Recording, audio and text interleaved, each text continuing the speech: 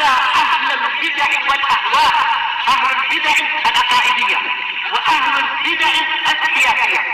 أنا أقول بيننا وبينكم السلف، بيننا وبينكم الكتب، كان فيقول البدع بيننا وبينكم السلف. Bismillahirrahmanirrahim. Alhamdulillahi hamdan katsiran thayyiban mubarakan fih, kama yuhibbu rabbuna wa yardah. Asyhadu an la ilaha illallah wahdahu la syarika lah, wa asyhadu anna Muhammadan abduhu wa rasuluh, sallallahu alaihi wa ala alihi wa ashabihi wa man tabi'ahum bi ihsanin ila yaumiddin. Amma ba'd. Ikhwanil kiram rahimani wa rahimakumullah.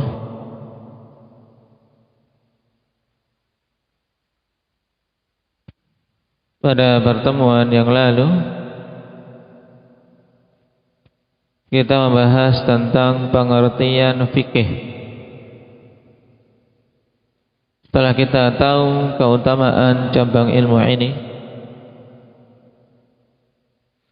fikih itu sendiri apa sebenarnya? Indak ya Zakaria.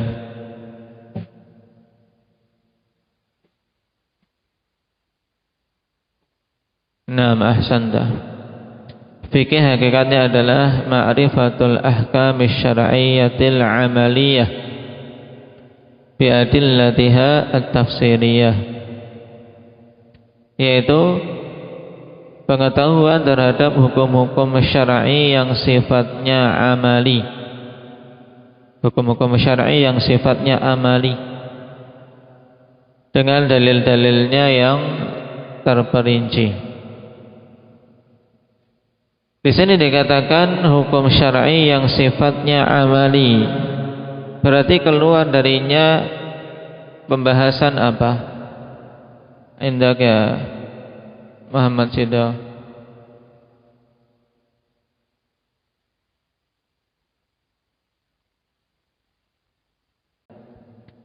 Nah, keluar darinya pembahasan akidah, karena akidah berkaitan dengan keyakinan hati. Nah, jadi diinginkan dengan apa? Al-amaliyah, untuk mengeluarkan perkara-perkara aqaidiyah yang diungkapkan oleh Imam As-Sa'di rahimahullahu taala dengan ungkapan al-far'iyah, yang ini dikritisi oleh para ulama. Nah, tayyib. Sebab banyak dari hukum-hukum dalam pembahasan fikih itu tidak pantas untuk disifati dengan fara', disifati hanya dengan cabang. Karena beberapa hukum dalam pembahasan fikih itu bahkan pokok di antara pokok-pokok agama, seperti salat misalnya. Faman tarakaha faqad kafar. Siapa yang meninggalkan salat maka sungguh dia telah kafir. Taib.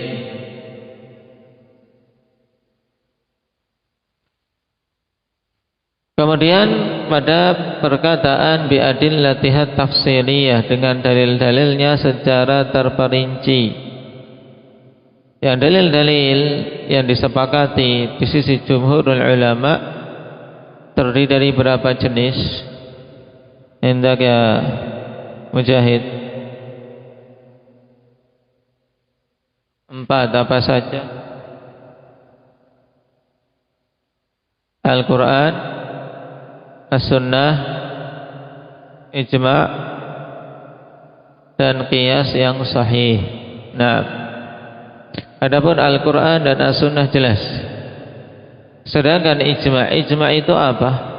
Syukran. Apa yang dimaksud dengan ijma'?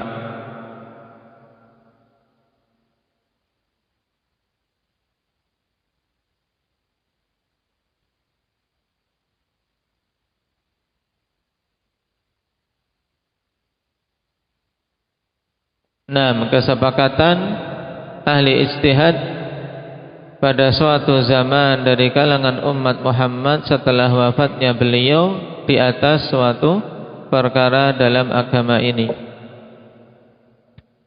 Indak ya Hudzaifah, bagaimana lafadznya?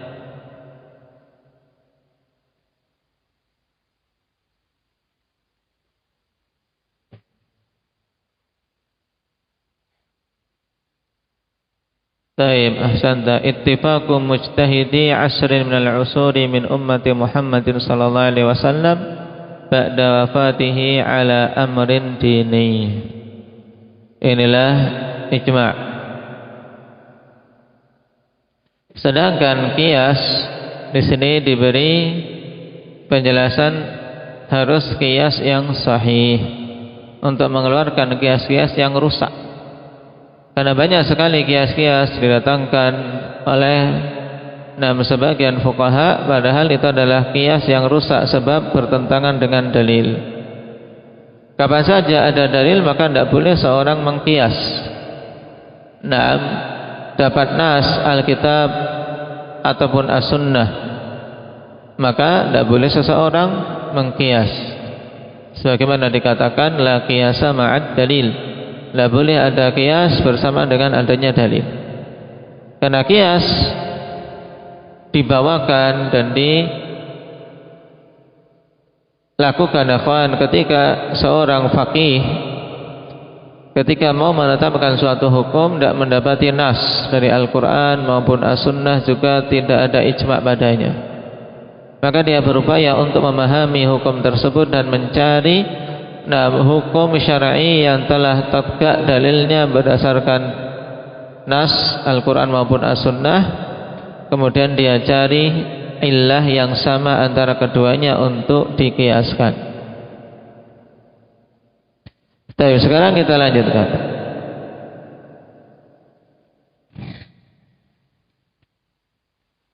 Qala rahimahullahu ta'ala, al-ahkamu khamsah. Nah, di sini beliau ingin memberikan sedikit penggambaran kepada kita akhwan tentang pembahasan usuliyah terkait pembagian hukum-hukum syar'i. Taib. Beliau katakan al-ahkamu khamsah, hukum-hukum itu ada 5. Dan hukum-hukum yang dimaksud di sini adalah hukum-hukum yang terkait dengan perbuatan para mukallaf. Itu apa? Hukum-hukum yang terkait dengan perbuatan para mukallaf, yang sering diistilahkan dengan ahkam taklifiyah. Ahkam taklifiyah. Apa maksudnya itu? Yaitu hukum-hukum yang kaitannya dengan perbuatan para mukallaf. Dan mukallaf itu mencakup jin dan manusia. Nah, di dalam syariat kita hukum-hukum yang kaitannya dengan perbuatan para mukallafin itu ada 5. Yang pertama wajib, yang kedua haram, yang ketiga makruh, yang keempat masnun, yang kelima al-mubah. Sekarang kita ambil satu persatu. Apa yang dimaksud dengan wajib? Al-wajibu huwa ma uthiba fa'iluhu wa uqiba tarikuh. Yang pertama hukum wajib. Ketika dikatakan amalan ini hukumnya apa? Ketika dikaitkan dengan perbuatan mukallaf, hukumnya wajib. Maksudnya bagi si mukallaf wajib untuk apa? Melakukannya. Salat berjamaah. Salat berjamaah bagi para lelaki yang mampu, yang telah baligh, maka hukumnya apa Yusuf? Hukumnya wajib. Nah, kalau kita tahu ini hukum wajib, hukum ini kan keterkaitannya dengan perbuatan si mukallaf, ya kan, perbuatan manusia. Baik. Dan wajib dikatakan oleh Imam As-Sa'di rahimahullah taala yaitu ma utsiba fa'iluh wa uqiba tarikuh, yaitu apa-apa yang pelakunya diberi pahala dan yang meninggalkannya diberi hukuman.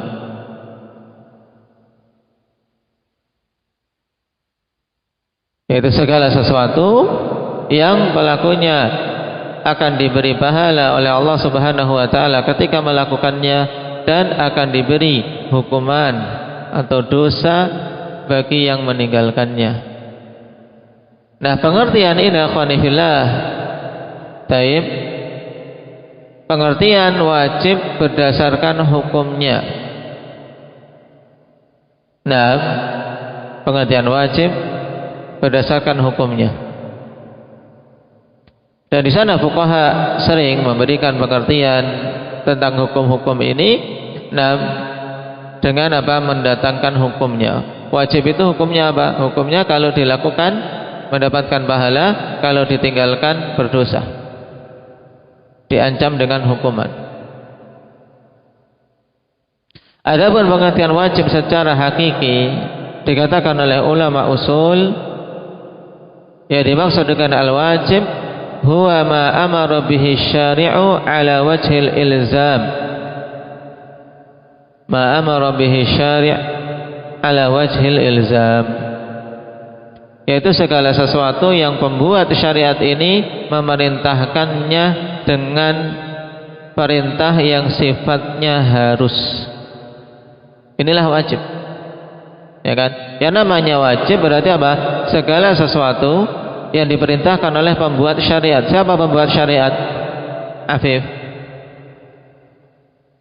Allah Subhanahu wa taala. Iya, pembuat syariat ini siapa? Allah Subhanahu wa taala. Yang menentukan syariat Allah Subhanahu wa taala. Kemudian mengutus Rasul sallallahu alaihi wasallam untuk menyampaikan pada kita. Nah, yang namanya wajib adalah segala sesuatu yang pembuat syariat ini memerintahkannya dengan perintah yang sifatnya harus. Sifatnya harus, tidak boleh ditinggalkan. Seperti salat 5 waktu. Nah, ini wajib. Nah, terus hukum wajib itu apa? Baru yang disebutkan di sini. Hukum wajib itu, nah, segala sesuatu yang kalau dilakukan mendapatkan pahala, kalau ditinggalkan mendapatkan dosa. Baik. Atsani wal haram, hukum yang kedua haram. Pengertiannya didduh. Nah, ini nanti antum kalau ditanya haram itu apa, jangan didduh. Ya. Haram itu didduh. Nah, maksudnya haram itu adalah lawan dari wajib. Ya, kalau antum diminta apa itu haram, hukumnya berarti lawannya, kawan. Ma'uqiba fa'iluhu wa uthiba tarikuh. Lawan dari wajib. Nah, yaitu ma'uqiba fa'iluh wa uthiba tarikuh, yaitu segala sesuatu yang pelakunya dikenakan dosa dan yang meninggalkannya diberi apa? Pahala. Meninggalkan yang haram mendapatkan pahala, ya. Baik.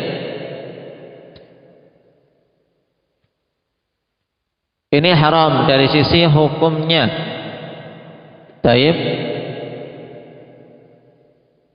Adapun dari sisi pengertiannya secara hakiki, yang namanya haram ya khonifillah, huwa ma naha anhu syari'u ala wajhil ilzami bitarki. Huwa ma naha anhu syari' ala wajhil ilzami bitarki, yaitu segala sesuatu yang pembuat syariat ini melarang darinya dengan pelarangan yang sifatnya harus. Pelarangan yang sifatnya apa? Harus, yaitu harus ditinggalkan.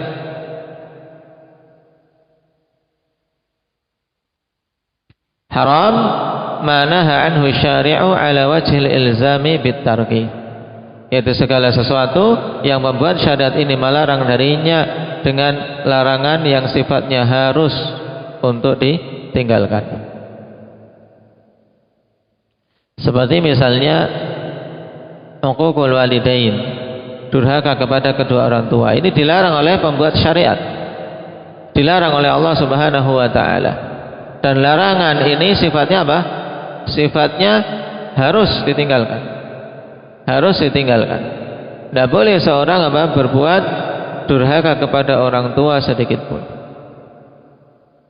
Ini pengertian haram secara hakikatnya. Adapun pengertian haram berdasarkan hukumnya. Kalau ditanya hukum haram itu apa? Nah, ini yang disebutkan di kitab kita, yaitu lawan dari wajib. Kalau ditanya lawan dari wajib itu apa? Hukum haram itu lawan dari wajib. Apa itu? Apa Taurik? Apa?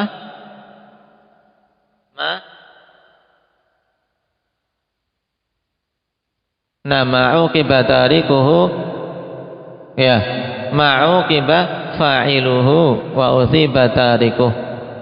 Nah, segala sesuatu yang pelakunya dikenakan dosa, melakukan haram itu dikenakan dosa. Nah, dan sebaliknya yang meninggalkannya itu yang dikenakan pahala. Cuma ikhwan, dikenakan pahala apabila dia meninggalkannya semata-mata karena Allah. Ini untuk seseorang dalam meninggalkan keharaman bisa bernilai pahala apabila dia meninggalkan perkara yang dilarang tersebut imtithalan, karena menunaikan apa yang Allah Subhanahu wa taala telah tetapkan. Karena takut pada Allah, bukan karena semata-mata tidak suka. Seorang tidak makan daging babi. Kenapa kamu tidak makan daging babi? Karena aku nggak suka, banyak cacing pitanya. Seperti ini dapat pahala tidak? Tidak dapat pahala. Dia tidak berdosa karena memang tidak makan, ya kan? Tapi dia dapat pahala tidak dengan meninggalkan keharaman itu? Tidak, karena dia meninggalkan yang haram itu bukan karena Allah Subhanahu wa taala, bukan karena memenuhi apa yang Allah Subhanahu wa taala tetapkan. Tapi ketika seorang ditanya, kamu tidak makan daging babi, ini enak sekali, di depanmu sudah disajikan, saya babi panggang. Tidak, saya tidak mau memakannya karena ini diharamkan oleh Allah Subhanahu wa taala. Aku muslim, wajib tunduk dengan apa yang telah Allah Subhanahu wa taala tetapkan. Nah, berarti dia ketika tidak makan daging babi ini berdosa tidak? Tidak berdosa. Dapat pahala tidak? Dapat pahala, karena dia meninggalkannya meninggalkannya karena Allah, meninggalkannya karena imtithalan istilahnya. Makanya sebagian memberikan penjelasan hukum yang lebih mudah, yaitu hukum haram adalah ma yuthabu fa'iluhu imtithalan wa yastahiqqu tarikuhu al-iqab. Ini lebih bagus daripada sekedar apa yang disebutkan oleh Imam As-Sa'di di sini, ya kawan. Kalau dikatakan itu berarti ma'uqiba fa'iluh wa uthiba tarikuh, secara mutlak seperti itu. Dan ini kurang detail. Karena pada pembahasan haram ada dua hal yang harus dipahami dengan baik. Pertama, kapan yang meninggalkan haram tersebutkan pahala, dan kapan yang melakukan keharaman itu dikenakan hukuman. Apakah mesti dikenakan hukuman ataukah ada yang diampuni? Nah, keharaman-keharaman itu kan bertingkat-tingkat. Ada yang melanggar keharaman tapi Allah Subhanahu wa taala kehendaki untuk diampuni. Kenapa? Karena dosa besar hukumnya di bawah kehendak Allah Subhanahu wa taala. Jika Allah kehendaki untuk diampuni maka akan diampuni. Jika Allah kehendaki untuk dia dihukum maka dia akan dihukum. Nah, makanya hukum yang lebih detail ungkapannya kawan tentang hukum haram adalah apa? Hukmuhu yuthabu fa'iluhu imtithalan. Yuthabu fa'iluhu imtithalan. Akan diberi pahala orang yang ini apa? Ini wajib afan. Tayyib. Yuthabu tarikuhu imtithalan wa yastahiqqul iqabu fa'iluh. Ini haram. Tayyib. Yuthabu tarikuhu imtithalan, akan diberi pahala orang yang meninggalkannya. Karena apa? Karena menunaikan aturan Allah Subhanahu wa taala. Wa yastahiqqul iqab, dan pantas untuk mendapatkan hukuman siapa? Fa'iluh, orang yang melakukannya.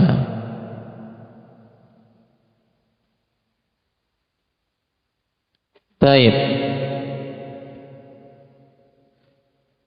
Yang melakukan keharaman yastahiqqul iqab, dia pantas mendapatkan hukuman. Dan untuk yang wajib tadi pun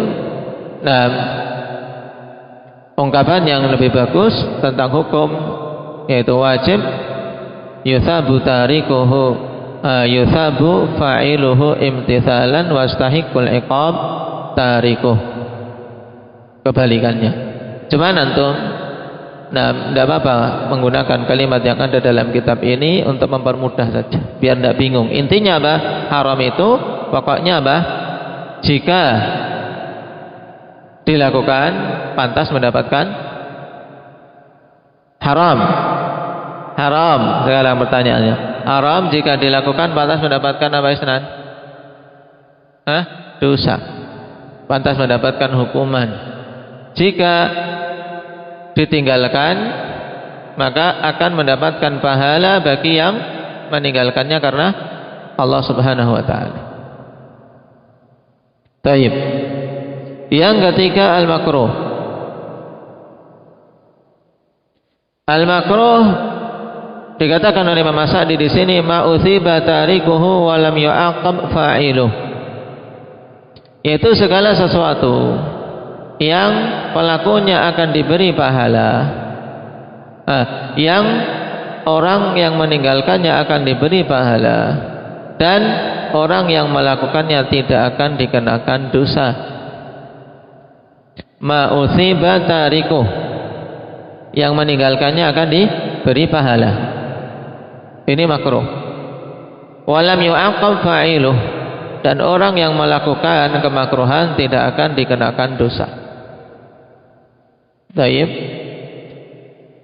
Dan hukum ini akhwan, taib, hukum ini juga sama seperti tadi, mendapatkan pahalanya ini ketika dia meninggalkan kemakruhan tersebut imtithalan, karena menunaikan hukum Allah Subhanahu wa taala, bukan karena tidak mampu, bukan karena tidak senang dengan hal yang makruh itu, tapi semata-mata memang dia tinggalkan itu karena Allah untuk mendapatkan pahala.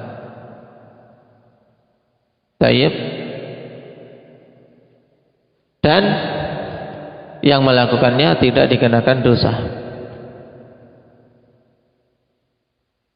Adapun pengertian makruh secara hakikatnya, al-makruh ma naha anhu syari'u la ala sabilil ilzami bit-tark. Ma naha anhu syari', segala sesuatu yang dilarang oleh pembuat syariat ini, tapi larangan tersebut la ala sabilil ilzami bit-tark. Pelarangan itu sifatnya tidak harus untuk ditinggalkan. Yaitu pelarangan yang sifatnya apa? Tidak harus. Nah, contohnya seperti memberi orang lain dengan tangan kiri. Memberi orang lain dengan tangan kiri ini perkara yang makruh, dibenci di dalam syariat kita. Tapi ketika seorang memberi dengan tangan kiri, dosa tidak berdosa. Cuman dia terluputkan pahala. Karena ketika dia memberi dengan tangan kanan, ya meninggalkan memberi dengan tangan kiri, berarti memberinya dengan tangan kanan, ya kan, bukan dengan kaki. Nah, memberinya dengan tangan kanan. Dia berikan dengan tangan kanan karena itu adalah adab Islamiyah, karena itu yang dibimbingkan oleh Rasul sallallahu alaihi wasallam, maka dia akan mendapatkan pahala. Baik. Seperti juga nanti akan kita lewati beberapa hukum-hukum ini. Contoh-contoh makruh apa? Minum berdiri. Nah, minum dalam keadaan berdiri ya makruh. Dan seterusnya. Wal masnun, yang disunnahkan. Yang dimaksud dengan al masnun yaitu pengertiannya secara hakiki, ma amara bihi syari'u la ala wajhil ilzam. Ma amara bihi syari'u la ala wajhil ilzam, yaitu segala sesuatu yang pembuat syariat ini memerintahkannya, tapi dengan perintah yang sifatnya tidak harus. Seperti sholat-sholat rawatib, sholat witir, sholat malam, sholat duha, puasa Senin dan Kamis, dan seterusnya. Dan hukumnya apa? Hukumnya dikatakan di sini didduh, lawan dari makruh. Lawan dari makruh. Berarti kalau makruh yang mendapatkan pahala yang meninggalkan, kalau sunnah atau masnun yang mendapatkan pahala yang apa? Abdullah, yang melakukannya, tapi melakukannya karena Allah, melakukannya imtithalan, karena menunaikan perintah Allah, bukan karena sekedar malu atau karena terpaksa atau karena disuruh atau karena takut, bukan, tapi dia melakukan hal-hal yang disunnahkan. Ini apa? Imtithalan, karena menunaikan perintah Allah. Berarti masnun hukumnya ikhwan, yuthabu fa'iluhu imtithalan wala yu'aqabu tarikuh. Orang yang melakukannya karena menunaikan perintah Allah akan diberi pahala dan tidak akan dihukum orang yang meninggalkannya. Baik. Nah, kalau kita perhatikan ikhwan, keempat hukum ini saling berkebalikan. Wajib lawannya haram, makruh lawannya masnun. Dan masnun, hal-hal yang disunahkan, ini ada istilah lain. Istilah lain untuk masnun, yaitu mandub, al-mandub, atau juga diistilah dengan al-mustahab.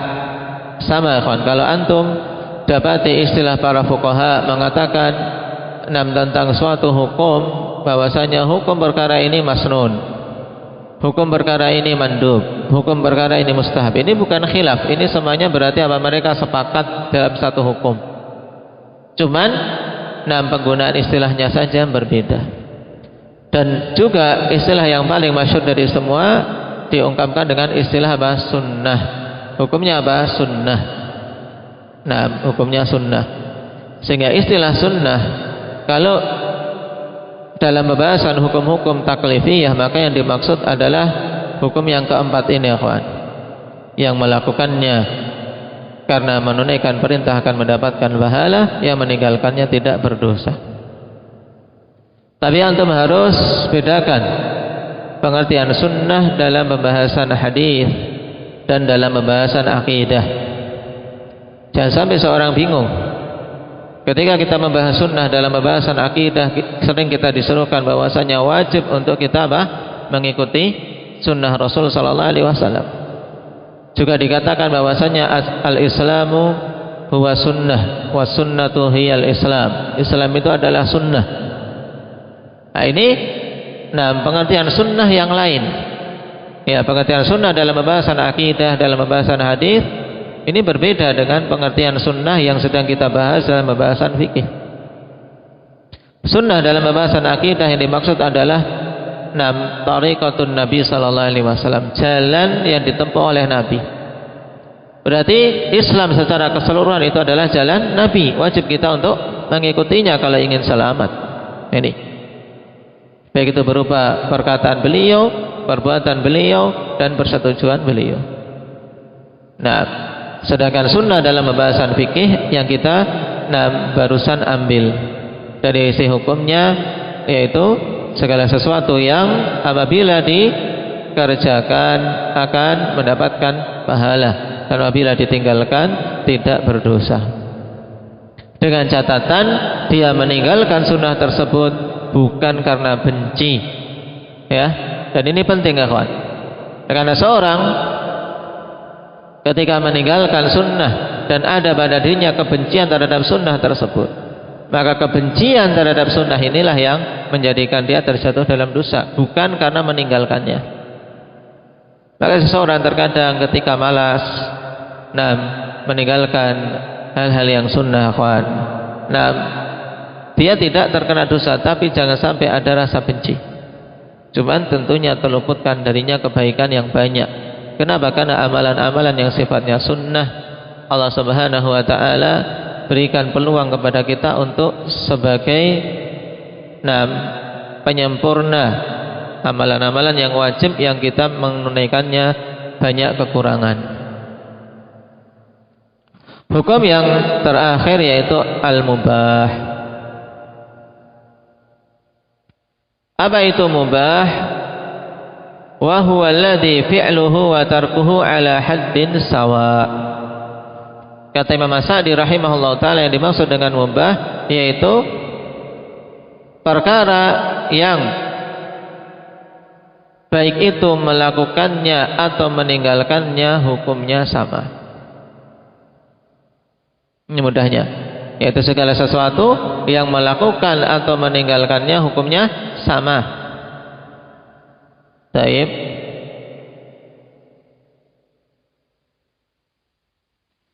Adapun istilah atau pengertian mubah secara hakiki dalam istilah usul, ikhwani fillah, yang dimaksud dengan mubah yaitu ma la yata'allaqu bihi amrun wala nahyun li dzatihi.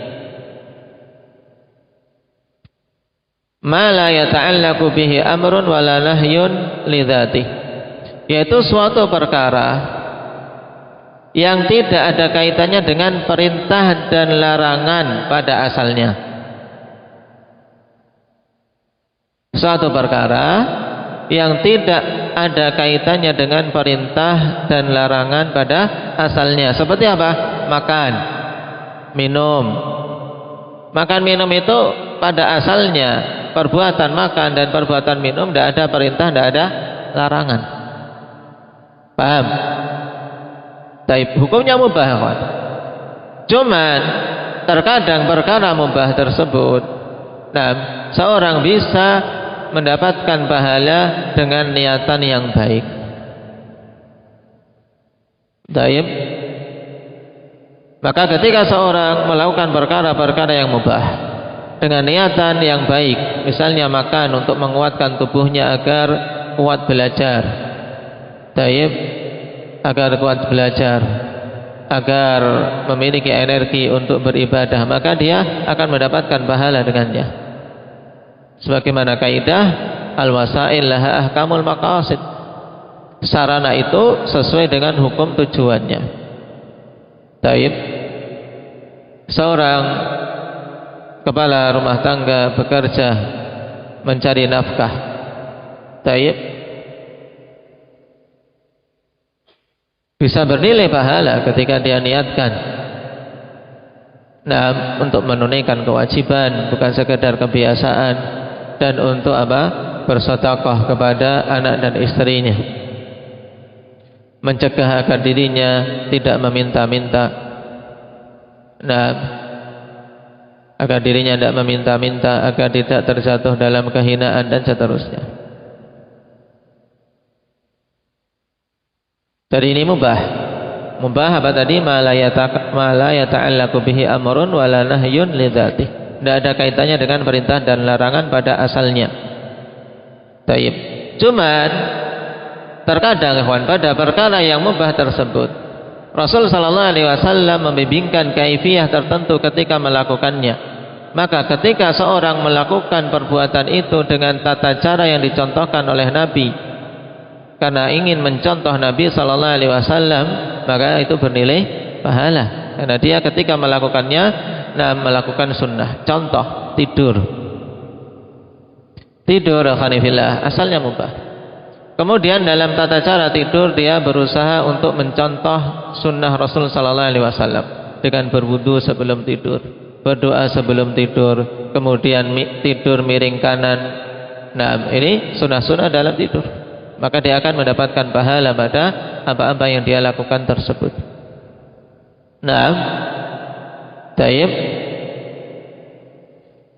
Sehingga perkara-perkara mubah akan menjadi bernilai ketaatan dengan niatan yang bagus.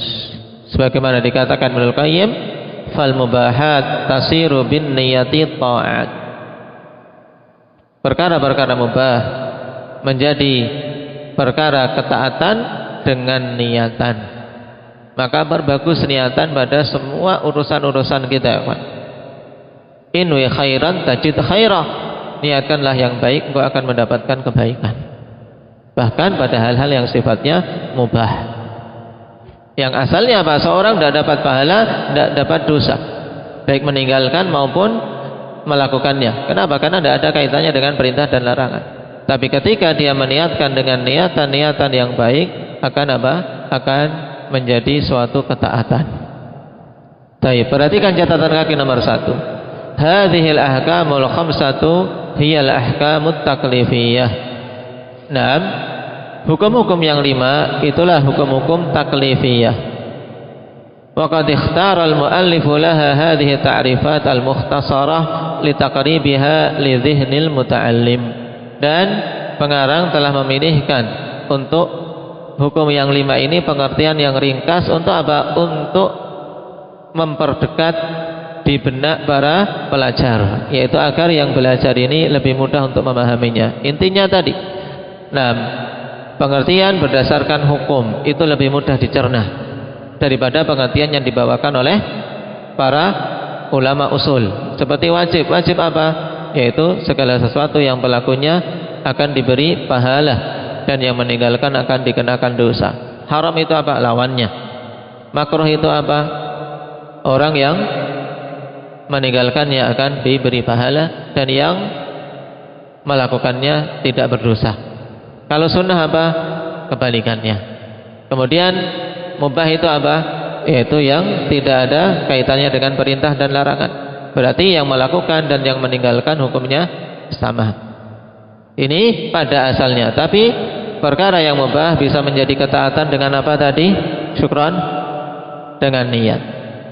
Taib. Qala rahimahullahu ta'ala, wa yajibu 'alal mukallafi an yata'allama minhu kullama yahtaju ilaihi fi ibadatihi wa muamalatihi wa ghairiha. Dan wajib atas setiap mukallaf untuk mempelajari dari hukum-hukum tersebut segala sesuatu yang dia butuhkan dalam ibadahnya dan dalam muamalahnya. Muamalah yaitu pergaulan dengan sesama. Ketika kita bermuamalah, ketika kita berinteraksi dengan sesama makhluk, wa ghairiha, dan yang lainnya. Taib. Nah, ini kita butuh memahami hukum-hukum yang Allah Subhanahu wa taala tetapkan.